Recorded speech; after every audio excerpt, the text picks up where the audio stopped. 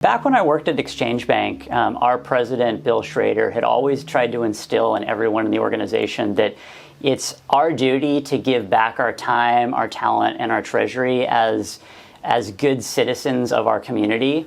And that's something that had always resonated with me. And I was always kind of looking for a way to give back that was able to marry together the things that I'm interested in and also be able to do that on a volunteer basis and give back to the community.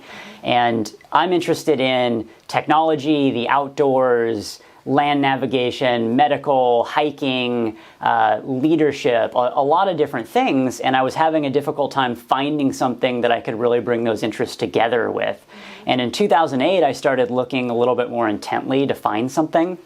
And I met someone that turned out to be actually on the search and rescue unit with the sheriff's office. I had a conversation with him, and he suggested, hey, have you ever considered search and rescue as, a volunteer initiative? And my assumption all along was that search and rescue was a paid position, that it was a full-time job, or it was a collateral assignment from another job within the sheriff's office. I didn't realize that it was volunteer-based. So as I learned more about it, it sounded like it was exactly the thing I was looking to do, to bring together all these things that I'm really interested in, which was super exciting at the time.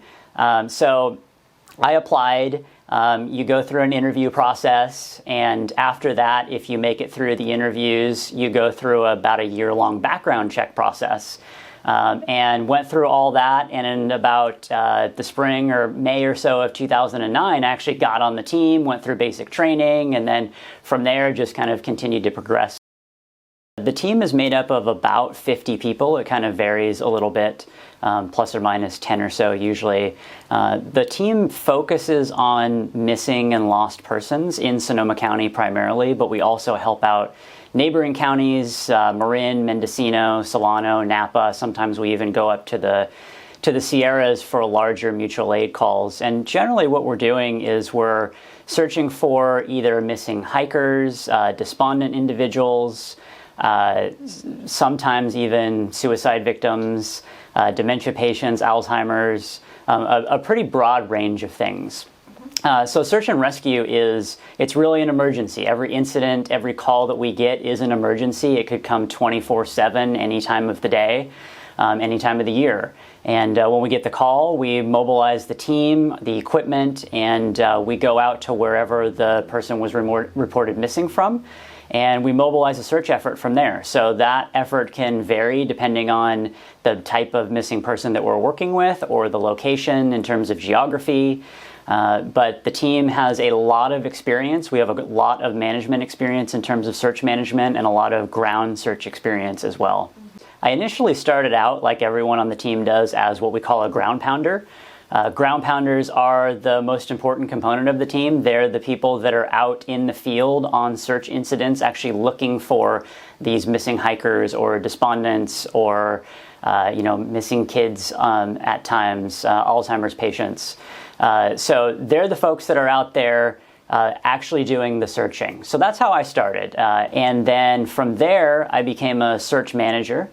And as a search manager, that is a very different role than the teams that are out on the ground. The search manager is actually, the search manager and the search management team are actually coordinating the search effort as a whole. So creating the assignments and figuring out where teams are going to go, and running the search structure from a whole, processing information that's coming in from interviews that are going on with the reporting party or other people that are related to the missing person, and trying to put the pieces together. And it's really that puzzle that really has always intrigued me, and that's why I've always been drawn to the actual search management component of it as well, because I like putting the puzzle together. And every search is a little bit different.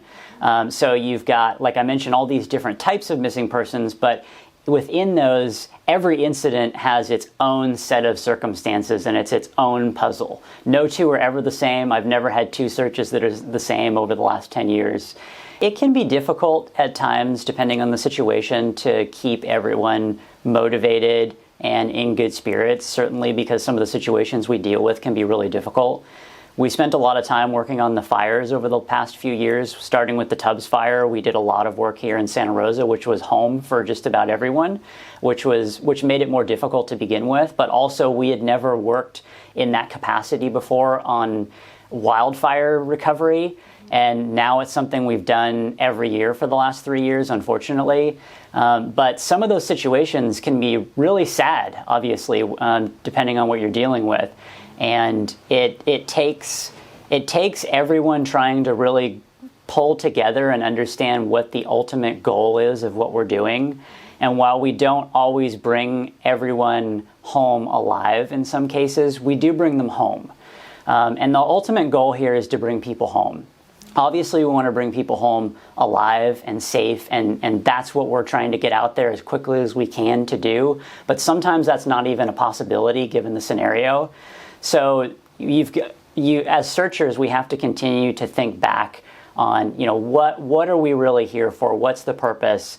We're bringing people home to their families. And that reminder is something that you often have to tell yourself over and over again in some of these situations.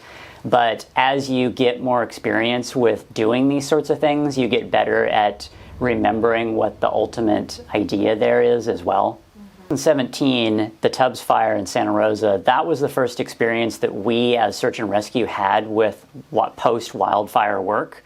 And honestly, we didn't really know what that was going to look like at the time. We got called out on that Sunday night, and myself and a few others went out and started getting equipment together at about 2 a.m. and kind of saw what was going on. This hadn't ever happened here before, so no one was quite clear as to what their role was. We weren't sure what we needed to do. So it took us some time, into the next day, and I think even the day after that, to really figure out what our role as search and rescue volunteers was going to be in the aftermath of what had happened.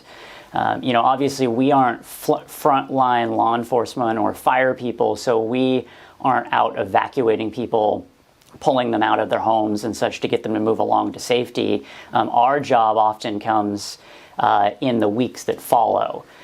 So during the Tubbs Fire or after the Tubbs Fire, we learned a lot from that in how that type of search operation would actually work. It wasn't something we had ever trained in. It wasn't something that we had honestly ever thought about before. But in the couple of weeks following the Tubbs Fire, we spent about 12 days or so searching the destroyed homes through Fountain Grove and Glen Ellen and all of Coffey Park, the Journey's End Mobile Home Park. All of those areas Sonoma County Search and Rescue searched. After the Tubbs Fire, we sort of became some of the more local experts on how to handle this. There were obviously a lot of other teams that we called for help during the Tubbs Fire as well. And they came and they learned and they helped us, and they were incredibly helpful. And we had help all the way up through the FBI to help us with some of the searching. There was just so much to do. If you can imagine how many residences needed to be searched, at least on a cursory level, and then also the searching that had to be done in more of a detailed level in some situations as well, which actually came down to sifting.